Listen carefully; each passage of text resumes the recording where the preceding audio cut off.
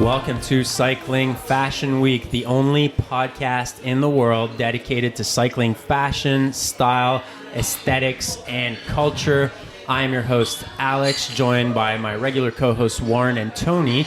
And this week, we are coming to you live from the physical location in beautiful Montreal, Rue Saint-Denis, from our partners at Le Club. Le Club believes that cyclists should demand more from their cycling experience. So go to leclub.cc. You can find the latest MAAP collection. They've got it all. You can get it from leclub.cc. Pretty big selection of MAAP. They've also got Albion. They've also got Universal Colors. leclub.cc, the nicest people, the best coffee. Check them out. Warren and Tony, how are you guys doing this week? We are live from Montreal.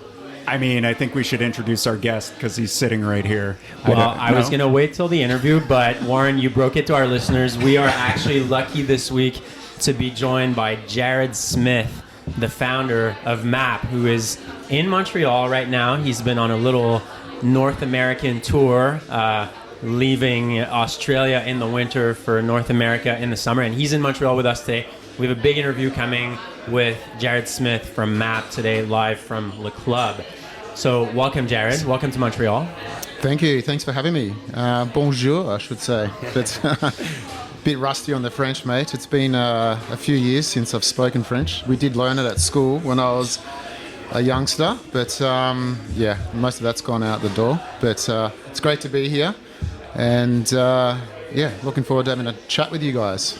Yeah, well, I mean, I said this to you before, but we've talked about it on the podcast. You guys are, I'm putting you at the number one of the power rankings. I don't know how they sort of do sports teams in Australia, but in North America, the major sports will usually, the media outlets will come out with what they call the power rankings of the team. Sometimes the power rankings of the players. So they'll say that, this is the best team, and they sort of give a description. They're not necessarily the best record, but like where they are in the league. And so I kind of always have a mental note of power rankings of kit, whether it's the quality of design, what I see sort of in the public as I'm riding around. And right now I got MAAP number one power ranking. Wow. I won't go through all the details of why, but they're producing incredible stuff. The collections are dropping, they're great. And there's a lot of people wearing it, and it means everyone looks good. I mean, we just did the club group ride this morning. I think that's what Alex was planning on bantering about before. I spoiled a secret before introducing Jarrad, but I mean, we're all wearing MAAP kit right now, and there's a lot of people this morning wearing MAAP as well on the Le Club so group ride. The Le Club Cycling Fashion Week MAAP group ride drew over 100 people this morning. I like to think that it was really the Cycling Fashion Week name that drew the people to the group ride, but I'm maybe a little bit delusional. I think it was maybe more MAAP that attracted people. Yeah. But big group ride this morning, guys. A lot of community. A lot of community. I just want to say, though, about the group ride, and shout out to us, Cycling Fashion Week, and I guess the club for making sure that in their promotion of the ride, the MAAP and Cycling Fashion Week logo were the same size. That's showing that Cycling Fashion Week is on the same level as MAAP. Yeah, sure. Definitely. So love the group ride. Great group ride. We're in the coffee shop right now. Got to chat with everybody. Very fun group ride this morning. A lot of climbing. My only criticism, there was a gravel segment. We're not big gravel people here on Cycling Fashion Week, but other than that, it was a perfect group ride. So what we have coming today, we have Jarrad Smith from MAAP. He's going to join us for the entire episode, and basically we'll do an interview with MAAP, where they're going, what's next for the brand, what are their plans, but we'll have Jarrad join us as well for our regular segments, such as In the Canal. Well, and we're also going to rate a bike live.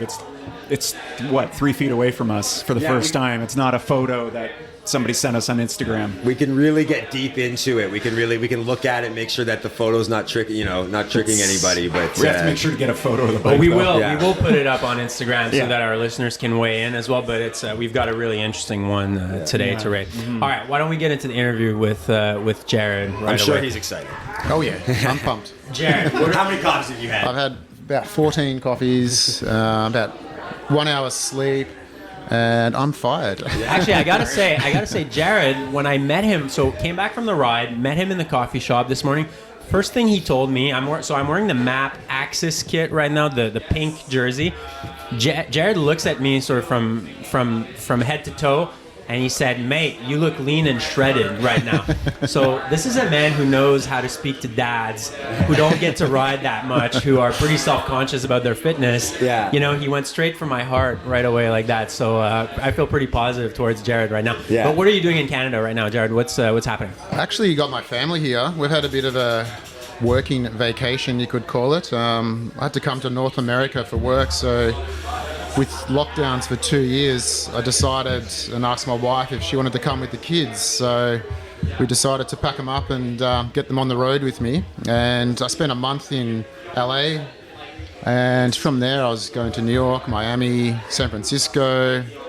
Once I rounded that trip up, we headed north to Vancouver and now Montreal. So we've got a family week here and been able to have a few meetings and do the podcast and catch up here at Le Club for a MAAP pop-up, which has been great. And I've been meeting a lot of customers this morning and helping them with their sizing and picking some colorways and getting them looking good. But and unfortunately, I missed the group ride this morning due to a little bit of family illness, which I don't want to bore you with. But not COVID, thankfully. But the kids and wife got a little bit run down this week, probably from a lot of travelling. I've been dragging them around, so I missed that ride this morning, which I was all set for. But next time I'll be back for sure. Yeah, we'll be there. All right, this is a very important question. Here we go. I don't know how much you're part of the marketing, so maybe you can't answer this, but will you confirm or deny that the brand's use of the word panache is directly related to this podcast's use of the word panache? I have heard you guys use that word a few times, and unfortunately I have to tell you I do not write the copy for marketing, but I have heard them reference you guys before, so perhaps it could be due to you guys. That's a yes. Subtle influence. That's a yes. I'm saying like the panache has been around the cycling world for a long time, but I would say it dipped. And then we came out, and I've seen it kind of go back up. I mean, we have a whole segment with the word panache, so it's definitely so it's important. But I mean, it's a great word, and it's. I mean, MAAP, is it the definition of panache? Am I being a little, MAAP's got panache. Yeah, definitely. I'll leave that to you guys to judge, but I'll take it. Thank you. The P in MAAP stands for panache, I think. There right? you go. Actually, will you tell us what MAAP stands for? There's many theories. There's a lot of wild theories well, it's out written there on the your internet. There's one version on your jersey right merging now. aesthetics and performance, Movement, art, and progress. There you There's go. various versions of it. Can you tell us what the version is? What We the official do one? have a few versions. The top secret one is, it started out as MAAP, and it was Melbourne Apparel. That's how we sort of discovered the word, and literally had it scribbled on a box when we were just starting out the brand, and M-APP, and due to trademarking, etc., we weren't able to trademark it that way, and then we discovered that with swapping the P for an A, it was an awesome word, and it was just a really bold, strong word. And the word MAAP itself obviously derives from going for a bike ride, looking at the map, and just getting lost in the wilderness or whatever, using the map. So using the double A as use of mountaintops, and in the graphic sense, it was a really solid, strong word, and we just fell in love with it. And since then, we've come up with a few different versions of the word. Cool. What it means. But my kids actually love their favourite one. My kid's name are actually Miller, and our dog's name was Alfie, and my son is Pim. So Miller, Alfie, and Pim, that's their favourite version. Oh, nice. But I can't say that's how it came about, because they were actually born after the brand. But so that's their favourite. But merging aesthetics and apparel is pretty, and performance is probably the most recent one that's stuck I like with that us, one personally. Yeah. We're definitely more on the aesthetics side here than the performance side on this podcast, but I do like that version of the MAAP acronym. So question for you, Jarrad. We're interviewing you live from Le Club right now, which itself has a bit of a clubhouse vibe. I'm sure the listeners can hear the ambiance noise in the background, the espresso machine working. So a bit of a clubhouse vibe. People come for the morning ride, they hang out, grab a coffee, There's a little retail shop here as well, so they can kind of sample the latest products from MAAP and a variety of other brands.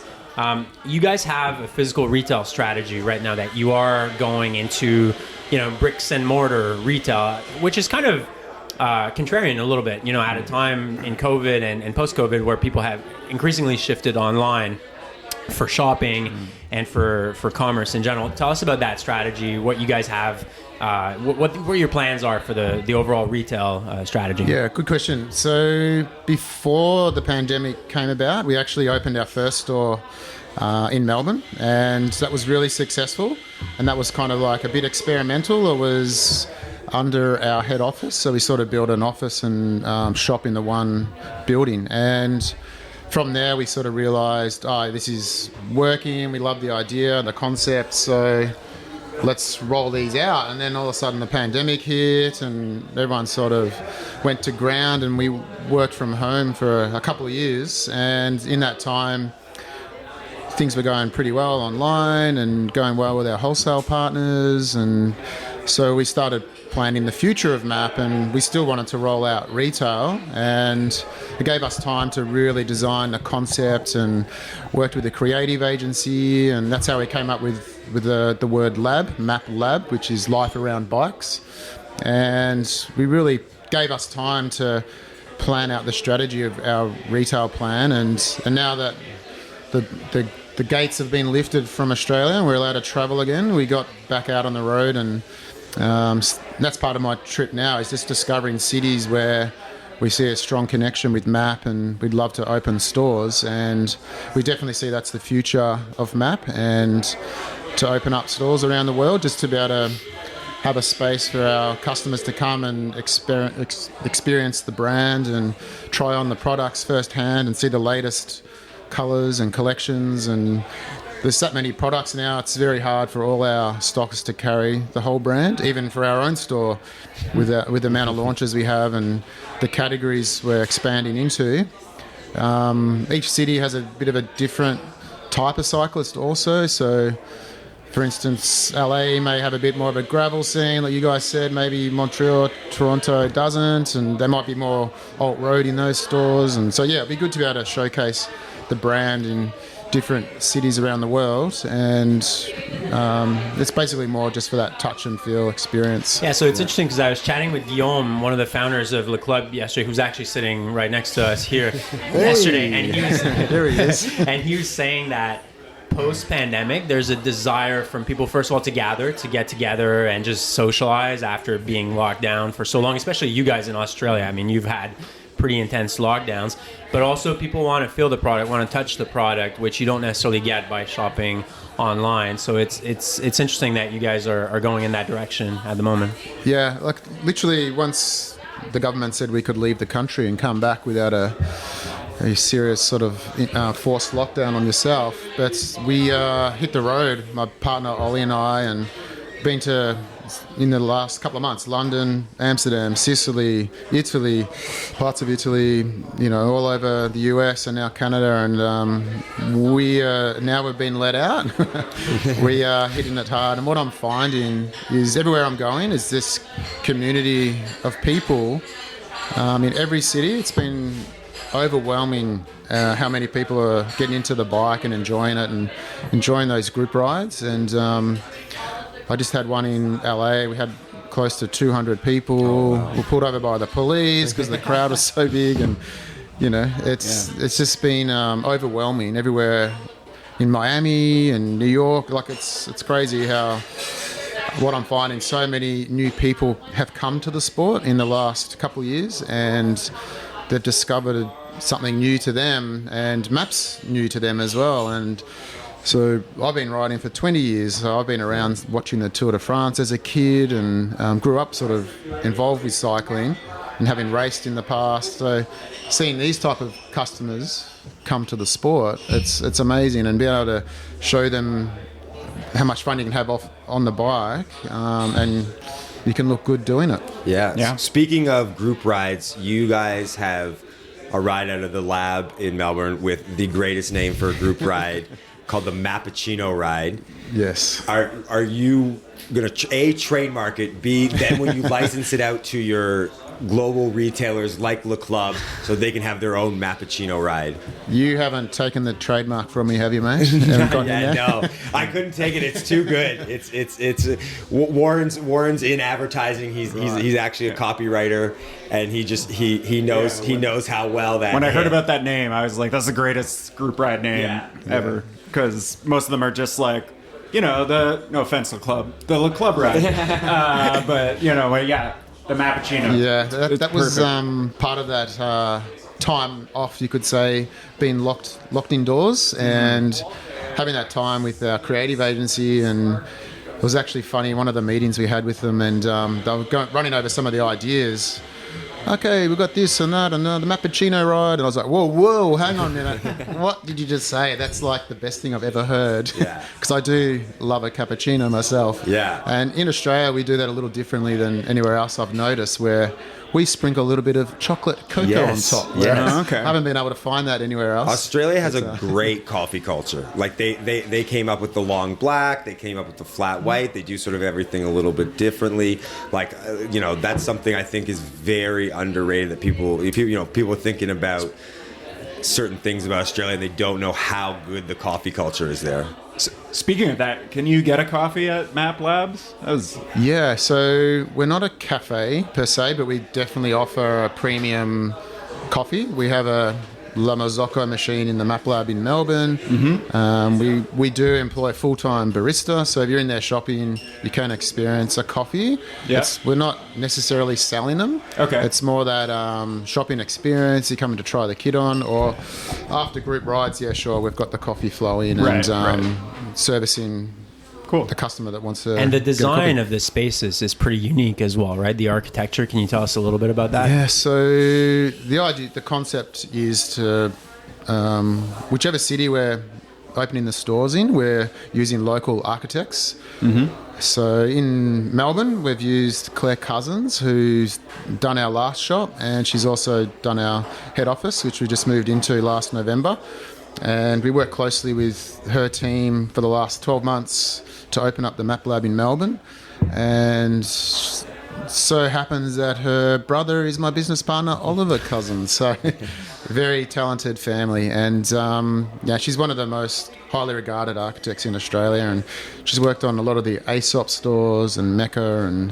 So we're very proud and honoured that she has designed the store for us. I mean, I was going to say we obviously haven't been to the lab in Melbourne yet, but like the photos, because I think you sent out an email when it launched, and just looking at the photos, I was like, I mean, it definitely doesn't look like any other cycling retail space I've been in before.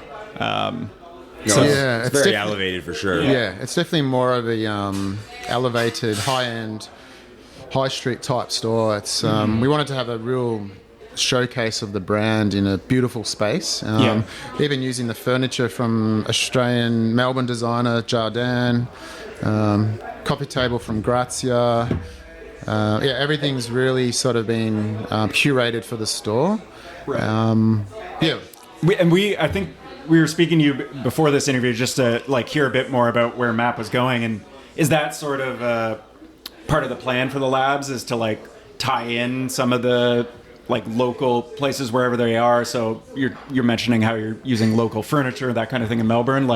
Is that part of the plan wherever you're opening a lab? Yeah, definitely. So we're currently working with a designer in London because we're opening a store in London next. That's breaking news, I suppose. And so we're using a awesome local architect there. And the same thing we'll be doing is, sourcing local furniture, materials. We also have a map edit in each location, and that's the Melbourne one, for example. There's a little edit of other brands from Melbourne, like Aesop. We've got a small section, selection of products from them, and a local record store has got some vinyl in there, and we've got a headset and a record player, so you can listen to some music. And so each store will have what we call the map edit. So you're able to come in, if you've come in from overseas, you're able to join the shop rides, the Mappuccino ride if you're into the coffee, and play some vinyl, check out some other local products. So that'll be the same for each location. Will I get dropped at the shop ride? If I'm not getting dropped, I don't think you'll be getting dropped. I actually haven't been on the shop ride yet because I literally left as they were starting because the shop I was there for the opening of the store, then I headed off to LA. So, but it was in the middle of winter, but I have seen some big turnouts already, and they're looking very popular. So where can we expect to see these MAAP labs pop up? Like what other cities do you think will, Well, he's broken London. If you could tell us, we got a big scoop on London. Well, maybe you'd have to kill us if you tell us the other ones, but we'll redact.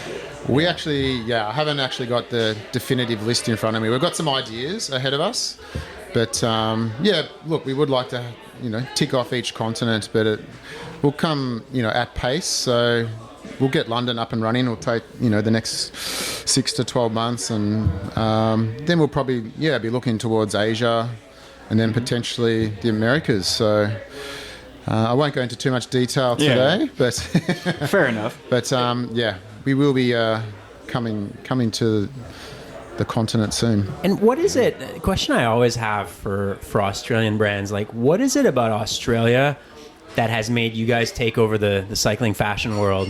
It seems like Australia, country, what's the population about? Like 40 million people in Australia? 28 million? 25 to 28. Okay, so smaller population than Canada. Yep. But you guys punch way above your weight in terms of the cycling world, cycling fashion, various brands even coming the out of pros, Australia. The pros, like what is it? Is it weather? Is it the coffee? What is it? I don't know, mate. It's just, we must have too much time on our hands. I think just growing up, it's very outdoors, and I think personally I was, thrown into sports as a kid, swimming, football, cycling I discovered on my own. But and then with the fashion side of it, there's a lot, like Melbourne in itself has got a lot of fashion brands have come out of Melbourne. So you've got a lot of creative people living there. It has that real seasonal environment. So we do definitely get 4 seasons per year, compared to, say, Brisbane, which is more summer all year round. It's got, great weather up there. Sometimes it goes from 32 to 30 in Brisbane, Just drops. You gotta put a sweater on. Your dad's from there, right? My dad's from Brisbane, and that's actually. I asked him, "What's the first thing you noticed about Canada?" And he goes, "Jackets. You need like 14 jackets to live here." He's like, "When I was a kid, I had 1 sweater." And that's all because sometimes it would be like 15 and like a cool evening or whatever, you put a sweater on. He's like, when I moved here, I needed a winter jacket, a lighter winter jacket, a rain jacket, a cold rain jacket, a warm rain jacket. So maybe that's why Australia has a better influence on cycling fashion, is because they can just focus on not to say MAAP doesn't have like a great selection of jackets. My first rain jacket was actually, I still have it, it's from MAAP. They can just focus on the...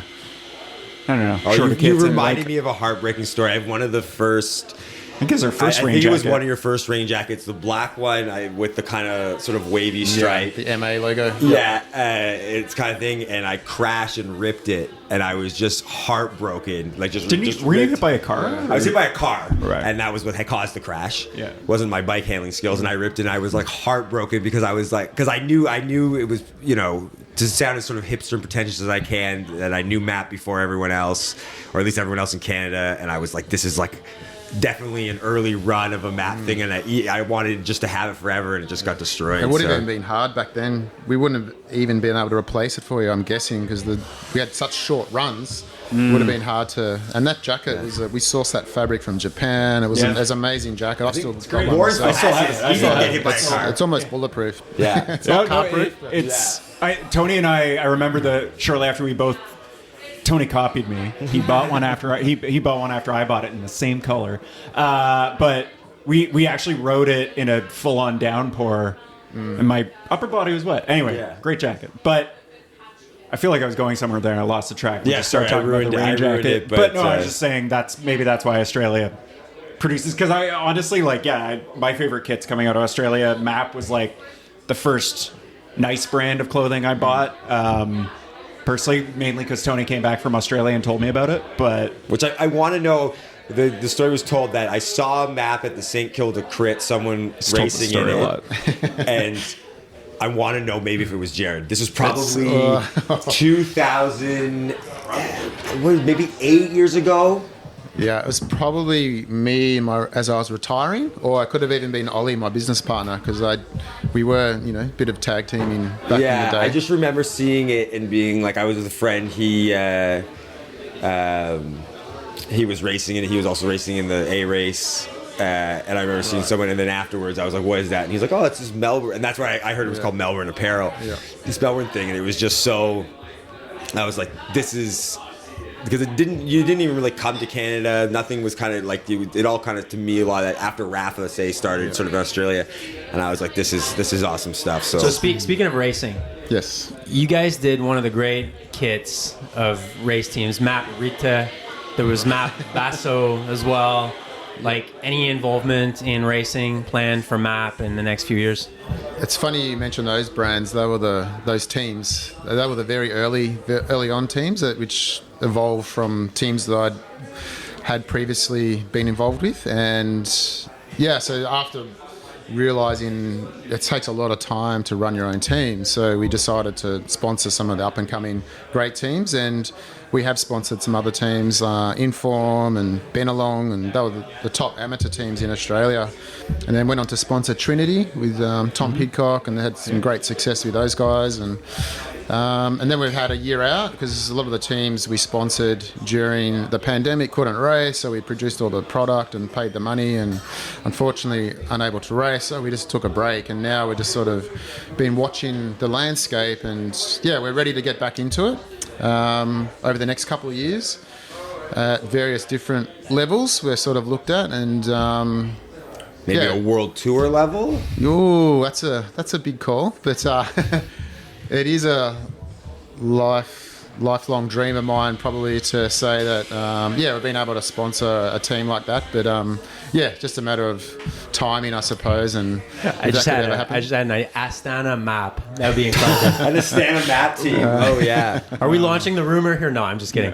Well, I think the thing you could is, have like, a song too. But who need? Like, the question is, it's more about like who needs MAAP's design skills, because like Jumbo Visma, that jersey. We had a Dutch person on the ride. I should ask them about it, but that jersey was so awful. Complicated. The masterpiece? The masterpiece The jersey. tour jersey. With the like generative design of two Baroque painters and then an impressionist, and it didn't work. So I feel like they need your skills more than anybody else. I don't think their normal kit's not bad. So I guess that's true. Who's got actually works out, because the worst kit in the Pro Peloton is the Australian team.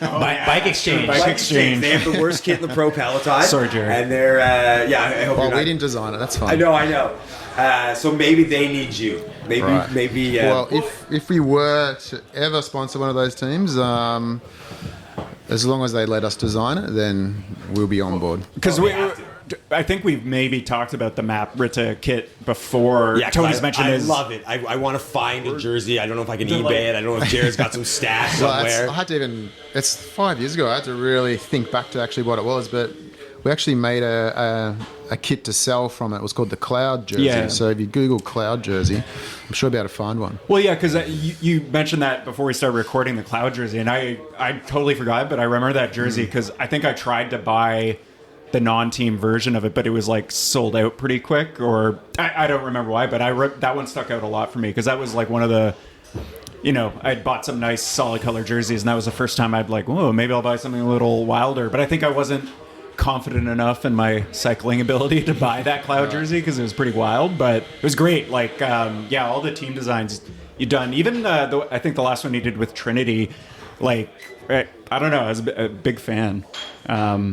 Speaking as, there's just so many bad team kits. Let's talk about the design direction of the brand overall. You guys are an interesting mix of bolder styles with various colors, nice geometric shapes, but you also have the block colors, the more kind of minimalistic styles as well. And that's one thing I talk about a lot on the podcast, but I find in the last few years, the pendulum has really swung towards the minimalistic side of things. Like, you see a lot of brands come out with block colors, earth tones, very kind of simple design. But now it seems to be shifting back to the other side a little bit, like the bolder designs. And you guys are an interesting mix of both. Like, where do you see the brand go from a design perspective? Well, it's kind of nice. It's in our DNA to have those bold designs. So when we launched, we did launch with 5 out there sort of jerseys, a bit like the Access jersey you've got on today, which derived from the team jersey, which was from day one. So we have had a passion for graphic design and bolder designs, and then the simplistic sort of block colours is, Ollie and I just love that sort of style and minimalistic type fashion, but I love having both in my wardrobe. So, one day I want to wear my Evade jersey, the next day I'm in the Access, and being able to express, each day of the week you can wear something different. It's the same when we cross into different categories, like Alt Road is very earthy and very, outdoorsy, you could say. Yeah.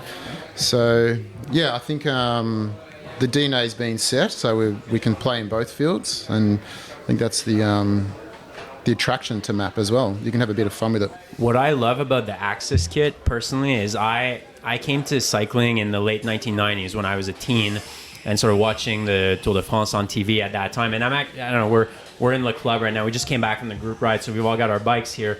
My bike here is a bike from the early 2000s. Shout out Lance Armstrong. And what I love about the Access kit is it kind of reminds me of a team kit from that era, like early 2000s, late 1990s. So I guess I'd call it neo-vintage a little bit. Like there's a certain vintage element, but not that far back. So anyway, really love it. It's fun. I just wanted to add to what you were saying about the direction of brand, because you mentioned the alt-road stuff, and even beyond the alt-road, you're also doing a lot of, like, I guess you call it off-bike stuff, like with the down jackets and that kind of thing. Like you're, I don't think you're the only cycling brand to do that, but it seems like that kind of collection, the off-road, has been growing a bit for MAAP. Would you say that's... like Ollie, my background was working in fashion, and so doing the clothing is actually kind of where we've come from.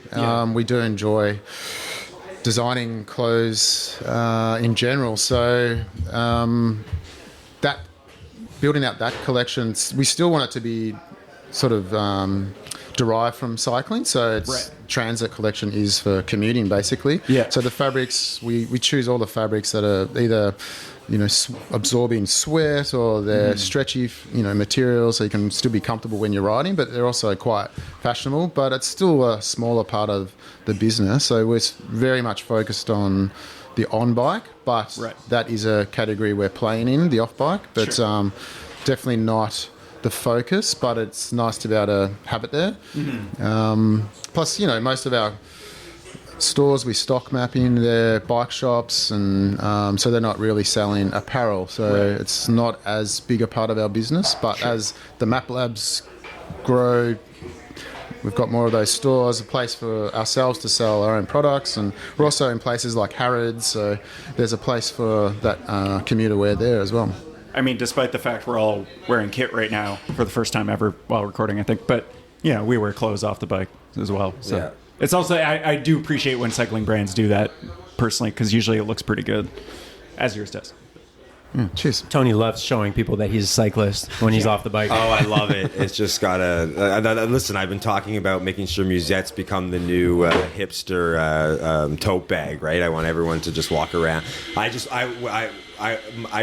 use a musette just as a normal bag, just when I leave the house, not even cycling related, because then people know. People go, that's a nice bag, that's a musette, he's a cyclist. That's also why. Or they say, what is that? I don't understand. Well, that's also why you shave your likely legs too, right? I mean, you're not really getting any gains as an amateur, but then people kind of go, shave your legs? Well, yeah, I'm a cyclist. Cycling's boomed during the pandemic. Like, people needed to go outside. They couldn't really gather indoors. So, Le Club, we've seen it today. Like 100 people at the group ride. There's a lot of interest for cycling. It's probably the highest it's ever been. How do you see that landscape evolving, like the demand landscape? Now that stuff is reopening again, there's other activities that are possible to do other than cycling. Like, do you see that moderating a little bit, or do you still think we're in this massive period of growth for cycling and for cycling fashion as well? Like I was saying before, like everywhere I've been just recently in the last 2 months all around the world, I've never seen anything like it. I thought it might have dropped off, but it's only gotten stronger, and I think people have come to this new community, made new friends. I think it's going to be pretty hard for them to drop it off. A lot of people spend a few $1,000s on a bike, few thousand on some kit, helmets, sunnies. By the time you're invested in it, I think it's very addictive as well. So once you get into it, I love spending money. It's true. Well, not the spending money. The cycling thing where we get the obsession. Yeah, I think once you're in for life. Like that's how it's been for me. I started in the late 90s with mountain biking, then used that just for a bit of cross training for some other sports I was playing. And then once I found road and went from racing to realizing you can just ride with your mates and have a beer or ride and have a coffee or take it really seriously and do some crit racing. So I just think there's that much diversity within cycling that once you're in. I don't think it's going to drop off. I think it's still got a long way to go. And like all these newcomers are just going to be telling more of their friends and then they're going to come to it as well. And so I don't think it's going anywhere.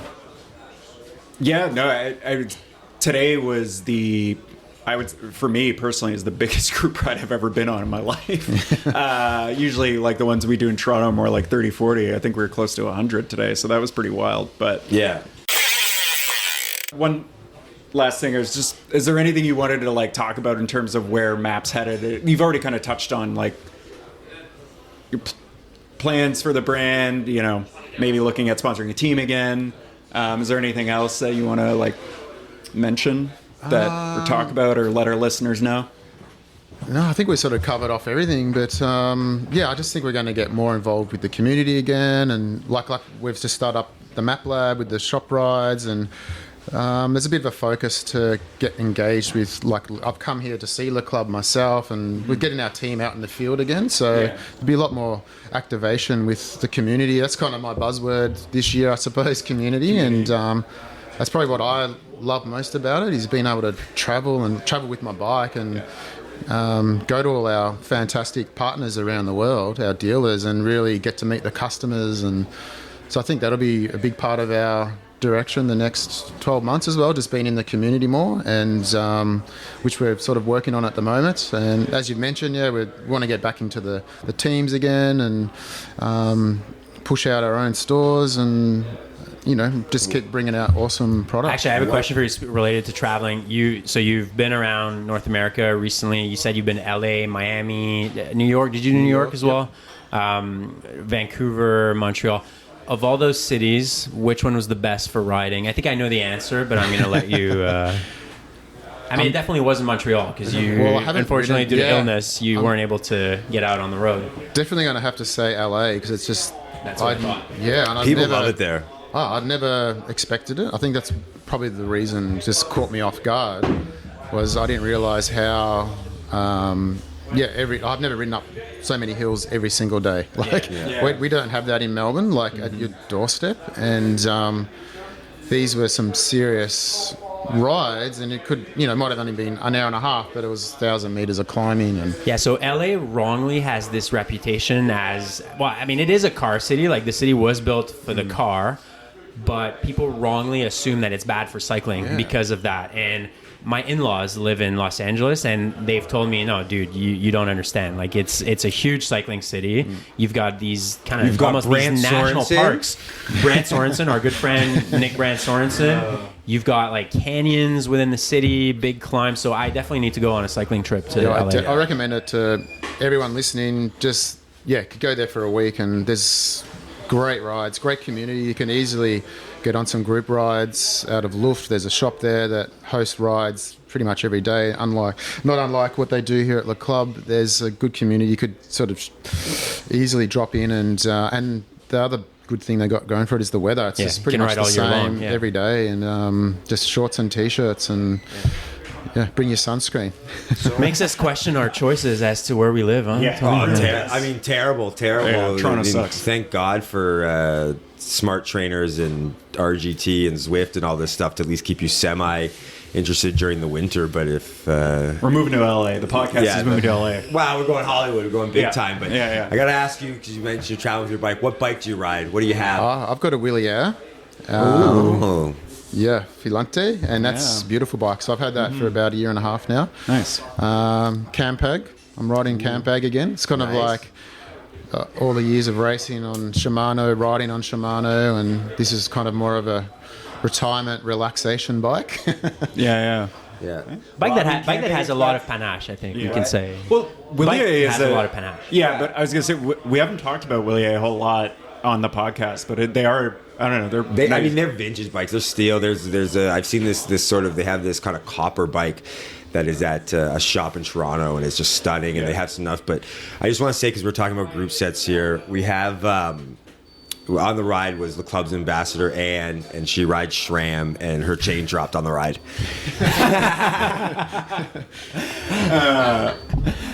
Okay. All right, should we do rapid fire with Jarrad, and then Yes. we'll do it in the canal, and we'll rate a bike, and Yeah, Jarrad will join us for Are you that. sponsored by SRAM?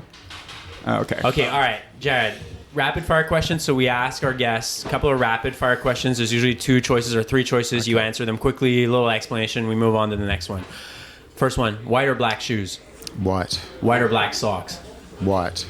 Okay. Amazing. Carbon, aluminum, titanium, or steel? Carbon. Ooh. Decisive. Tony, we're getting into the Aussie questions All now. So right. do you want to do this, Tony? All right. Beetroot on burgers, yes or no? Yes. I like to hear that. Test cricket or limited overs? Test cricket. Aussie rules or rugby? Aussie rules. Yeah. Americano or long black? Long black. That's the. I think North America's got to get into the long black. Everyone's doing the Americano. The long black is better. It's where the water goes first and then the espresso. It actually keeps the crema nicer. I don't see it that the enough. crema. Yeah, so I'd like to all our North American listeners start ordering long black at your coffee shop. Let's make that more popular. What about Magics? Have you guys heard of Magics? No. Okay. Don't know if that's a Melbourne thing or may have started in New Zealand, but it's double ristretto in a very small cup and then just a small amount of milk. Oh. So if you come to Melbourne, ask for a Magic. All right. Okay. Your cortato might be similar. Yeah, cortado's yeah. sort of half-half, basically. Yeah. I think it's I that. just like the name Magic. That's magical. That's right. Yeah. Sounds like they put something wild in the coffee. Yeah, Mushrooms. it's, some psilocybin. Yeah. Melbourne or Sydney for cycling? Melbourne. Agreed. I mean, it's in the name of the. I am biased Yes. because I've never ridden in Sydney. So I'm sorry. I mean, I'm sure there's some Sydney siders that really like it, but I've ridden a bit there, and it feels like a lot of highway. Like you can get out of Melbourne pretty quickly to some nice stuff, or like we've talked with Nick from Velo Kicks, like the Yar Boulevard or Beach Road for kind of morning rides. The Bully. Bully. All right, next segment. So we still have Jarrad here with us. So we're gonna do our world famous segment Into the Canal, where we throw something from the world of cycling or cycling fashion that we don't like, that we think is bad, is lame, into Montreal's beautiful scenic La Chine Canal. So a very simple concept. The opposite of a canal is called a camélien, which is the climb here in Montreal that we rode a couple of times this morning. Tony got to the top of it, so congratulations, Tony. Barely. So that's when you want to talk about something that you really like. That's a camélien. So let's do it. Into the canal. You know, we start with our guest, Jarrad. What do you got, Warren? You I want to was say just something? going to say it's a missed opportunity to not do a live into the canal and actually throw things into the that's what I canal. thought we had to do. I thought we were going down to the canal to throw. physically, get this stuff. We'd have to bring the studio there with us. Yeah. Not sure we have the technical know-how. Not but, yet, but- why don't we start with our distinguished guest this morning? Well, this is probably a Melbourne thing. I'm not sure if it's seen over here, but I wanted to throw this into the canal for a while. It's few people I know back in Melbourne wear their socks over their leg warmers, which for me is a big no-no. Oh, thank you. Thank you I'm so throwing much. that in the canal. But I have been told that if it's elastic, you can go over the top, or if it's a zip, you go under. No. Personally, I'm always under. We I have discussed this. This is and validation. Good, the good, co-founder good. of MAAP is agreeing with us about this, and yeah. So No, we're I think that always. settles the debate. yeah, I like. Italian Alex is going to be devastated. Yeah, so Yeah. so our friend Italian Alex, who subbed in for me He's a guest couple of host times, sometimes. he's a guest host. He thinks that socks under the leg warmers is boomer style. He thinks that we got to get on with progress and the new generation, and he thinks that socks over the leg warmers is the way to go. Is the Gen Z. I personally think that socks are a base layer and therefore should be worn under the leg warmers. He's also a huge MAAP fanboy, so I think he's going to be very conflicted Yeah. to hear this. Yeah, exactly. I don't see the point of going over the top. Yeah. No. What do you want to try and get your leg warmers off? Well, that's another thing, right? The idea of leg and arm warmers, and I'm a big knee warmer fan. I know that that's contentious with some people, but is that you can strip it away. That's why you might not be wearing tights or like a long sleeve, is because you know you're going out cooler and then it'll sort of warm up. So if you've got to stop and take your shoe off and then take your sock down and all this kind of stuff, then it defeats the purpose. Yeah. And if you want to create a color contrast between your shoe and your sock and your leg warmer, you can always just wear a shoe cover that's a different color, so you don't need to have your socks go over your leg warmers. I don't see the point personally. I think it's a terrible idea. I don't like it. That's a great Canal. Look, we have the co-founder, owner of MAAP, kind of validate our take here, so I'm happy with that. It's a big no-no from me. Okay, excellent. I think we're all in agreement here. Can the Unanimous. will the gallery nod? Yeah, everyone here that's watching us agrees. Okay. Warren, what do you got in the Canal this week? I'm actually going to be positive 2 weeks in a row, which is That's a big deal. it's a big deal for me. I don't. Last episode. So not 2 weeks, 2 episodes in a row. Last episode, I think I did something positive. And this week, I'm going to give a chameleon to chameleon because this was my first time going up it twice. And yeah, I mean, I have to agree with Alex. The hardest climb in the world. I mean, whopping like 5-6 minute effort. I had twice. I don't know. That's Crushing pretty tough. No, 7% gradients. yeah, in all seriousness, it's my kind of climb. It's a steady climb with a couple slightly, not too steep punches, but the road was in good condition. Like Which is room. something for Montreal, I have to say, because we're not known for our roads in general. Quebec in general is terrible roads. That's. And in part, I'll give a chameleon to the club for the ride. Like, despite the size, I felt like it was pretty well organized and Pretty safe. I never felt in danger going up or down. So that's a plus. But I'll give a chameleon to chameleon itself because my first time riding it, I don't know what my time was up yet because I haven't uploaded my ride, but we'll see. Actually, one of the guys from the club is almost the KOM for chameleon, and that's something because there's some pros up there on the leaderboard, and this guy who is not a pro, he's a Le Club guy, is up there with the pros, so that's very strong. Okay, I'm gonna do my Canal this week. Warren, you talked about safety a little bit, so my Canal is gonna be safety focused. Tony might have canaled this before, I don't remember. We need to start a spreadsheet with these canals, but wearing earphones on a ride. Come on, man. This is not okay. We've definitely canaled this before. Especially on a group ride. Like, you could be wearing earphones if you're alone on a rural bike path where there's nobody and you're just TTing it up the bike path. I can live with that. But if you're wearing earphones on a city ride, which might be a group ride, and I'm not saying people did that this morning. I actually didn't see any earphones, but I do see it in Montreal sometimes. If it's AirPods, anything else, come on, man. You can't be wearing earphones. At the very when least, you're take riding. one out, No, I think not. I mean, on the sort of topic of safety, right? A good group ride's a lot of not aggressive yelling, right? Car back, pointing stuff out. You've got to be alert. I mean, I've broken a lot of bones in my life, and the last thing I want to do is break more because some guy was listening to Sandstorm to get himself pumped up. I guess people want to look like Lance Armstrong listening to Johan Bernil's instructions on the race radio. The race radio, but ain't no race radio where you're riding. You're just some amateur rider. You don't need it. I am curious how much faster I would have gone up chameleon if I had Sandstorm blasting at full volume. I guarantee it would have been faster. Wood Van Aert style. Yeah, Yeah, exactly. well, Wood definitely has like implanted in his brain. That's when he does those attacks. He's just thinking of Daru. Just go. I'm not gonna hum the tune of Sandstorm here. I won't blare it in because then we'll get a copyright claim. So. Everybody knows 12 Sandstorm seconds or something of it. Yeah. Okay, Tony, what do you got this week? I haven't seen them in a long time, but I saw a guy out on a ride recently with them. I think they're called wind blockers, and essentially what they are is I've lost it. Yeah, show us the photo. Show you the photo. That's the advantage of being live. We can actually show each other things. It's not online. And now we also have to just wait. I can't cut it out because, it'll ruin the ambiance. I probably will cut this out. That's not how radio works, Tony. This is live, Tony. All right, well, you guys are asking to see them. They're I don't know. Are we talking about like little sideburns? Yeah. Clip-on sideburns? I don't know. I'm not getting it. But They they're sound basically horrible. clip-on. Okay, so they're basically clip-on sideburns, and they're meant to, when you kind of Google them, they're meant to block the wind and therefore the sound that's coming. And they look ridiculous. Like they're at. Ridiculous. Do you clip to your straps? Yeah, you click to your straps. They kind of like fold over and Velcro. They're like on the level of helmet, visor, how stupid they look. What's the point of them? They're supposed to block the wind and I guess the noise, but I can't. I don't know. Maybe I'm already deaf from all the years of loud music, but like I never have had an issue even going down very fast descents that I do very, very quickly. Where I'm like, oh my god, this wind is just destroying my ears, and it's just the insanity. I mean, I thought when I saw the guy coming up the road, I was actually just walking. The guy was riding.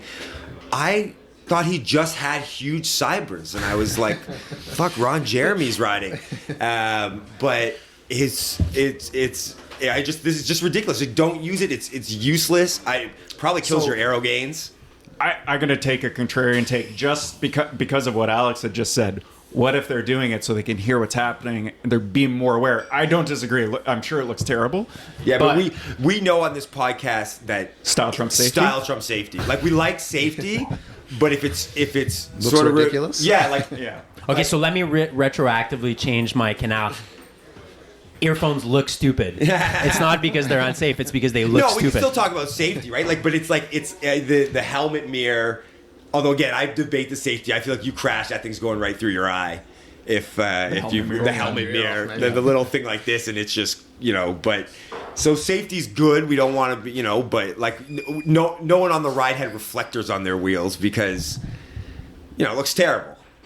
Right. Also, I think I've said it before in the podcast, but the only guy I know in Toronto who I've seen wearing a mirror on road rides crashed really badly. Yeah. Not because of really, but anyway. He was too busy looking behind him. It's true. He did hit a speed bump he didn't see, so maybe. Can I add another one? Yeah, Just, of just course. in that vein, those little mirrors that come off the helmets. Yeah. I don't like those. Yeah. Have you seen those little like dentist mirrors? Oh, that no, that's pop- what we mean. That's what we're talking about. Yeah, Yeah, like, Okay, and yeah, just those and are- I'm saying that I feel like from a safety perspective that if you crashed on that size and you had no glasses on, those little cheap metal things would just shove it. Like it wouldn't even be safe. It would just stab you in the face. It's actually very fitting that you call them dentist mirrors because in the cycling world, they're also dentist mirrors. Yeah. that They are actually worn by come with your dentists. Cervelo. When you buy a Cervelo, When you graduate dental school, they give you a Cervelo and a little side mirror on your Dentists helmet. get 50% off at Cervelo. I mentioned before, my dentist actually does have a Cervelo. So I've got one more for you as well. It's probably I don't know if it's an Australian thing, but magpies, yeah, the bird. and they dive down and swoop at your head. So you've got all these people riding around. That is definitely an Australian thing. Do you know what a zip tie is? Yeah. Okay, so we call them zip ties. They're zip tied like 10 or So like a 20 of these porcupine. things to their helmets. Yeah, and they're riding around. I'm not joking with zip ties like That's terrible. mohawks. It's the most I'd ridiculous rather thing take you've the ever seen. magpie tagging me. So the zip tie on the helmet, that's That's a the no-go. canal. The canal. Yeah, I like that's how many definitely- canals you have. This is great. Automatic It sounds like a canal. lot of these helmet attachments aren't. Yeah, I think the helmet needs to sort of keep. Yeah, its, just wear your helmet and Yeah. just keep it Yeah. as a helmet, basically. Dodging the magpie just shows you can handle your bike. And also, once you put your helmet on, then you put your sunglasses on. Yes, Or- yes, well, that- you yeah, already that's know strict. that, right? Yeah. That's clear. I think actually on the most recent or one of the more recent GCN episodes where they did their thing about unwritten rules that should breaking, one of them was that you should be able to put it where you want, and I was like, no, it goes on the outside always. They were subtweeting No, us I mean again. the 10 Commandments of cycling are very It's in clear. there. It is. I think that's the first commandment. Always put the sunglasses over your. I think it is, yeah. Because even the sock thing, like I said, the '90s did have some lower socks, so there is a little bit of play there. But I don't think we've ever seen the strap under the helmet be acceptable. And then, I mean, Pantani didn't wear a helmet, and he had those. He just It's the holy law. yeah. Okay, next segment we're gonna do. We rate your bike for free, and this week It's not really for free, We though, because have- the club sponsors. that's true. This is the one that he's paying. Actually, the club gets a great deal. They sponsor us, and then we slam their bikes live on the podcast. Yeah. So this week, we're very happy to welcome one of the partners of Le Club. His name is Harry Staley. He's actually, as you will tell from the accent, he's actually from the United Kingdom, but lives here in Montreal, and he's a partner in Le Club. And we'll rate his bike live on the podcast. So we're actually going to take a couple of pictures and post it to Instagram so our listeners can weigh in, because our listeners feel very strongly about people's bikes. They want to provide constructive criticism and help people have their bikes look good. So we're going to rate Harry's bike. And this is a really interesting one because it's a very niche bike, I would say, not something that we would see a lot in North America. So how about I let Harry introduce his bike himself, speak into the mic, tell us the story. What do we got here, Harry? Well, I would go one step further. I don't think there's any in North America. So that makes it pretty unique, but not necessarily for the right reasons. So this is my 7 or 8-year-old race bike. It was my first race bike when I was a junior. It's a limited edition colorway as Team Wiggle. So Wiggle being the retailer in the UK, the sort of staff team, special blue and orange paint job. I should give you the name, right? It's called Eastway was the brand, the in-house brand of Wiggle. And it's the in-house bike brand? Yeah. Oh, okay. Yeah. So the Eastway emitter R0 being a special layup, apparently. Not that you can quite tell. Over the last 7-8 years, it's been through every possible build you can imagine. It's had minus 17 degree 130 stems. It's had 80mm deep carbon wheels. It's had all the group sets you can imagine. And now it's sort of settled on this weird hybrid retro mix, weird old components, an old Dura-Ace group set, which is literally falling apart. So the bike has mellowed a little bit. Like it's entered middle age. It's kind of settled down. It's no longer a racer's bike. Right. Yeah. But it's gotten married and it's moved to the suburbs. Yeah, it is a roadist bike. But this has been, as I said, my race bike, my commuter bike. What is it currently? Long distance.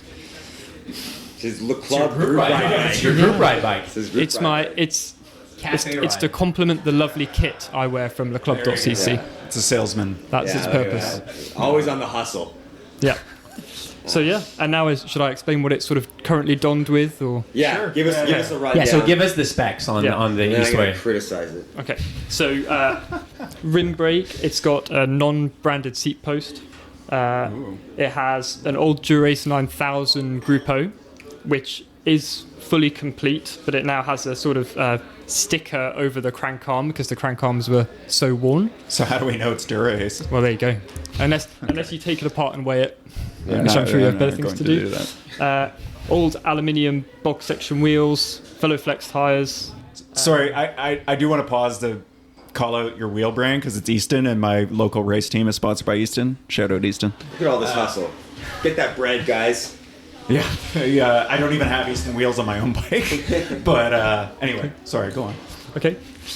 What's funny is that they are old box sections, yet they're tubeless ready. So I don't know why somebody 10 years ago would be trying to run road tubeless. But and we know that Warren loves road tubeless. Oh, fuck, I hate it so much. Anyway, go on.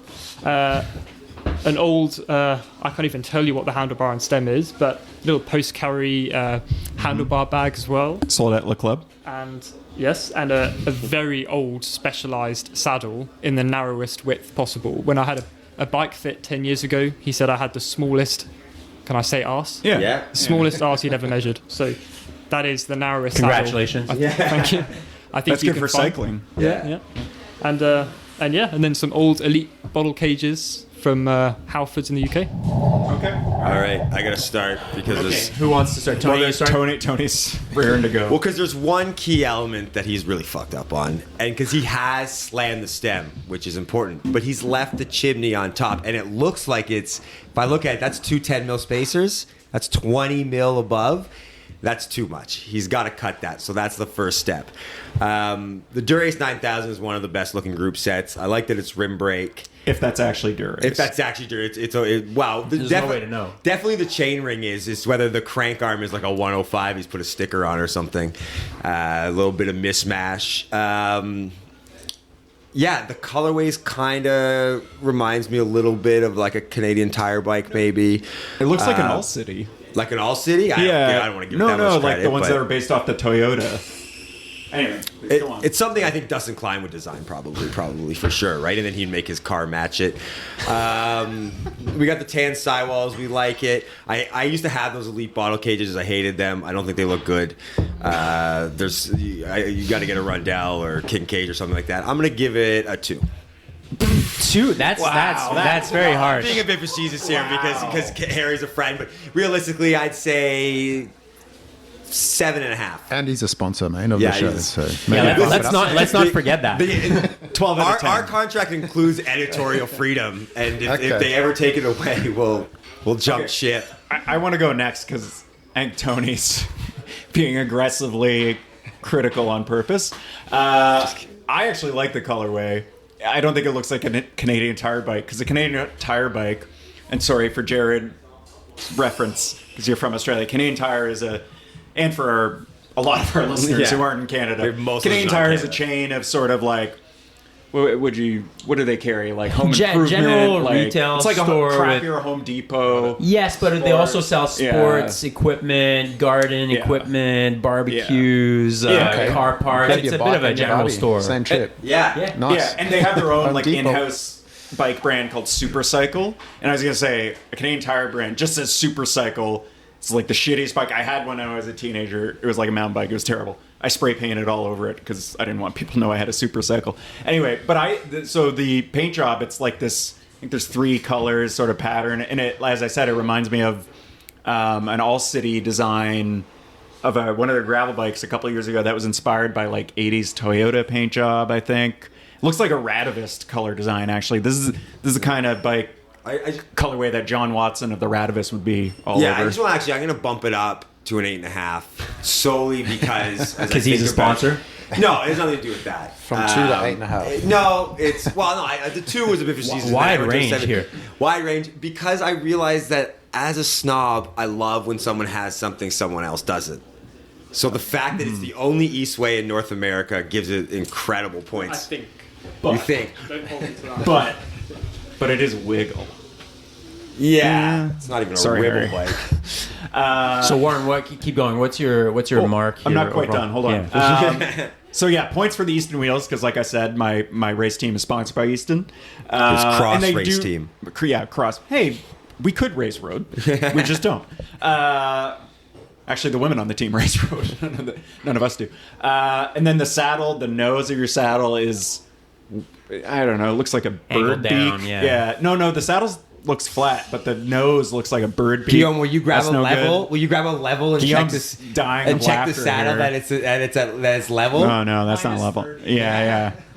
He's and then he's got the bar bag, which for a road group ride got Harry. 22K road group ride. What are you carrying? What do you need?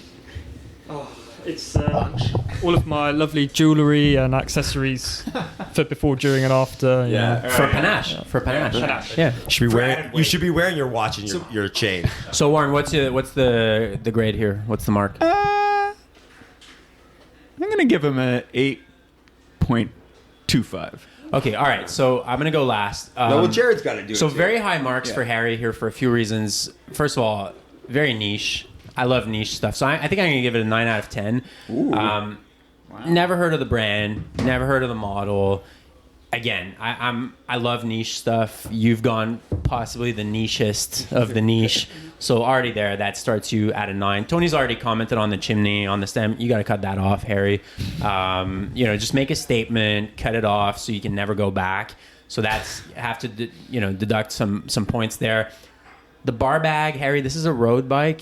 Bar bags are very gravelly, the big mountain bike conspiracy, which actually we should talk about that. But I was chatting with Christophe from Le Club yesterday, and he actually had a theory that, we have this conspiracy theory that big mountain bike is pulling the strings of everything in the gravel and the road world.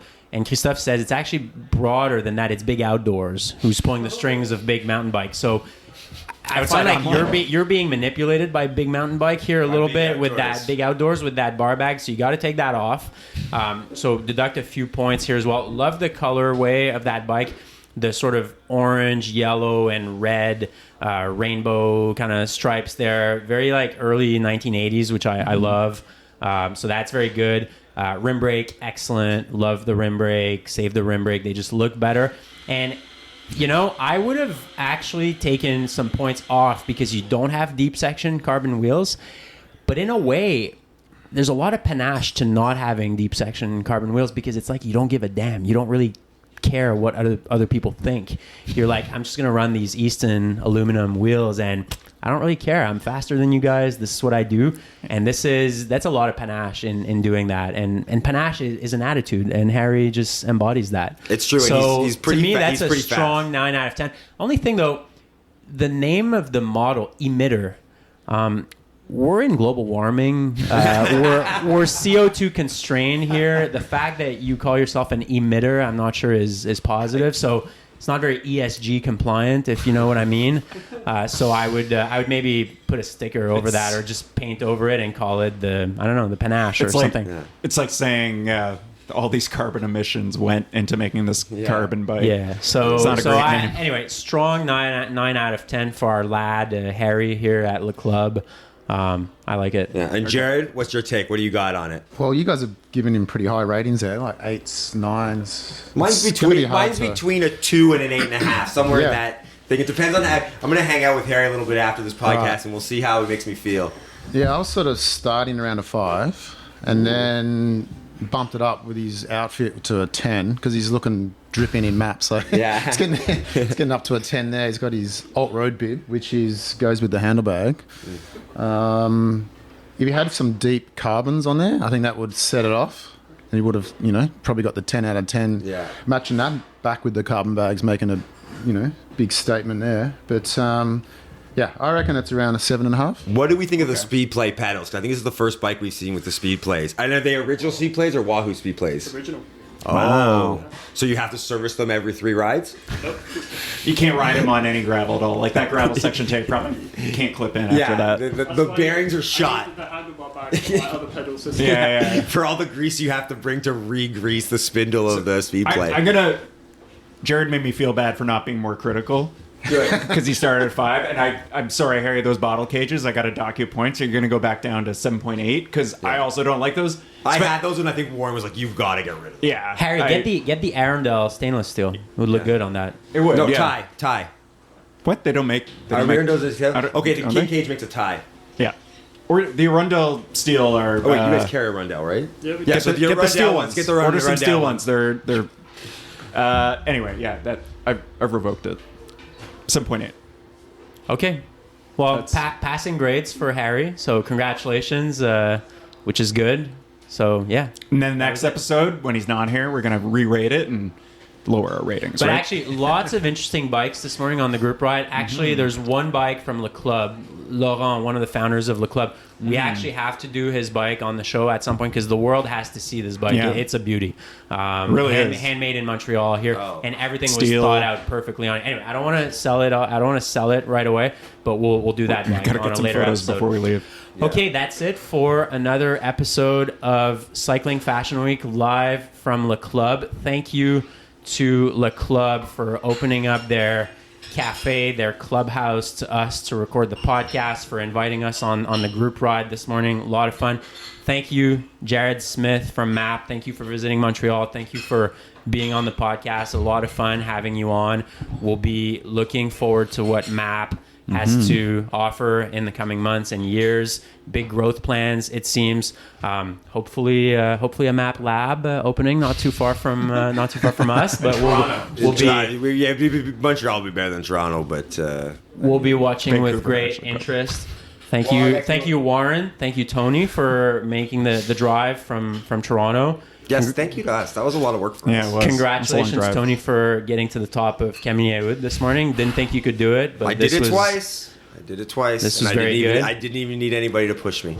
And again, check out leclub.cc. They think every cyclist should demand more from their cycling experience, and that's why you should go to leclub.cc and see all the new MAAP collections that they are constantly dropping on the website. Fast shipping. They ship worldwide as well. So make sure you get your stuff at leclub.cc. Great coffee, great people. Check them out. Great people. Wow, they're a little too fast for us on the group ride, exactly. but they're nice other than that.